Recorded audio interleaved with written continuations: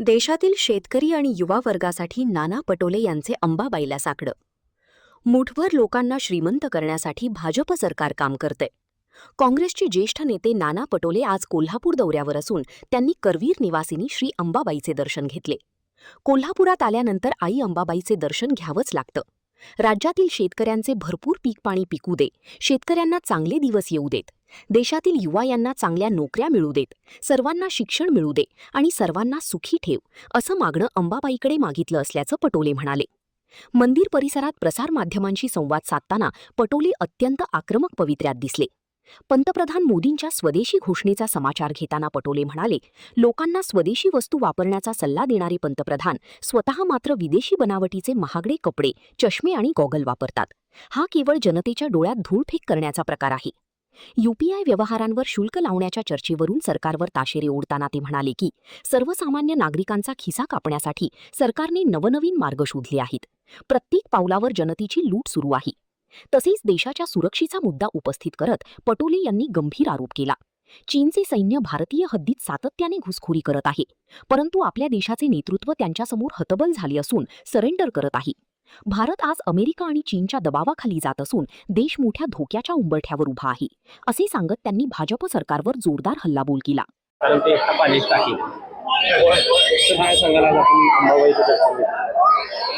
कोल्हापूरला आलं तर माईचं दर्शन घ्यावं लागतं. महालक्ष्मी आहे आणि दर्शन घेऊन माझ्या राज्यातल्या शेतकऱ्यांना यावेळेस भरपूर पीक दे, त्यांच्या पिकाला चांगला भाव दे आणि ही जी तरुण पोरं आहेत यांच्याही हाताला काम मिळालं पाहिजे, चांगल्या दर्जाचं शिक्षण मिळालं पाहिजे आणि सर्वसामान्याला सुखी ठेव, अशा पद्धतीचा आशीर्वाद मी महालक्ष्मीच्या देतो.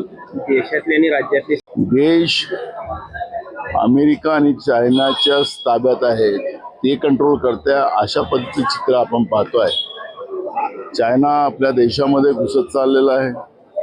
अमेरिकेने पूर्ण ताबाच आपल्या भारतावर घेतलेला आहे आणि आपल्या देशातले प्रधानमंत्री त्यांच्यासमोर सरेंडर आहे. त्यामुळे देश आता फारच धोक्याच्या पातळीवर चाललेला आहे. मोदी म्हणले होते की आपण आता जे काही डिजिटल पेमेंट करणार आहेत त्याला चार्जेस लागण्याचे ही तर तुम्हाला लुटायच्यासाठी व्यवस्था केलेली आहे. भाजप आणि RSSचं एकच प्लॅन आहे की लोकांना आर्थिक कमजोर करा आणि एकदा आर्थिक कमजोर झाला तर मग यांना गुलाम बनवून आपल्याला ठेवता येतं आणि त्यासाठी भाजप प्रत्येक पावलावर लोकांच्या मेहनतीचा पैसा लुटायसाठी मग बँकेत ठेवलेला असेल त्यालाही लुटायचं, GSTच्या माध्यमातून कर रूपाने लुटलं जातं. अशा पद्धतीचं या देशातल्या प्रत्येक माणसाला गरीब करण्यासाठी आणि मुठभर लोकांना श्रीमंत करण्यासाठी नरेंद्र मोदीचं भाजपचं सरकार काम करत आहे. एकीकडे आज जागतिक हँडलूम दिवस आहे, काही उच्च पातळीवर ते हँडलूमला लिहिलं पाहिजे. मला वाटतं की स्वतः नरेंद्र मोदींनी आपल्यापासूनच सुरुवात केलेली पाहिजे.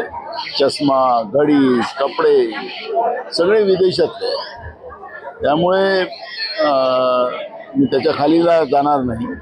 पण हे जे वर्तुळ आपण जे पाहतो हे सगळे विदेशातले आहे, त्यामुळे आपल्यापासूनच स्वतः चालू करावं असं मला वाटतं आणि त्यामुळे एवढंच म्हणेल. नितीन भागवत यांनी एक इंटरव्ह्यूमध्ये म्हटलंय की आरक्षण टिकलं राहिलं पाहिजे अजून, पण ज्यांनी लाभ घेतला त्यांनी आरक्षण सोडलं पाहिजे. मोहन भागवत नेहमी आपलं स्टेटमेंट बदलवतो आणि आपण पाहतोय. 10 वर्षाच्या पहिले त्यांनी बिहारच्या निवडणुकीच्या पहिले त्यांनी सांगितलं होतं की आमचं सरकार आलं तर आम्ही आरक्षण संपवू, असं स्टेटमेंट केलेलं होतं. आता ते वेळेप्रमाणे बदलवतात. मला वाटतं की संघ किंवा भाजप हे दोघंही एक आहेत, पण दोघांना एकत्रित करून टाकावं. एकीकडे संघ रजिस्टर्ड नाही, तुम्ही राम मंदिरचा पैसा लुटतात आहात, त्याच्यावर डाका टाकतात, लोकांच्या सत्तेवर टाकतात. त्यामुळे पॉलिटिकल स्टेटमेंट देण्याचं काम जे मोहन भागवत करतात आहेत ते मला असं वाटतं की ते राजकीय बनावं त्यांनी. आणि राजकीय असं बोललं तर चालतं, पण एखादा धार्मिक मी व्यवस्थेचा माणूस आहे त्यांनी अशा पद्धतीचं वक्तव्य मोहन भागवतांनी करावं हे काही न पचणार आहे. मोहन भागवतांनी असं देखील म्हटले की जनजींचे जर प्रश्न आहेत तुमचाच सहकार्य व्हा, लिमये त्या आंदोलनाला हे म्हणत होतं की हे देशद्रोही आहे, देशविरोधी आहे. त्यावेळेस मोहन भागवत का शांत बसले होते त्याचं उत्तर त्यांनी द्यावं.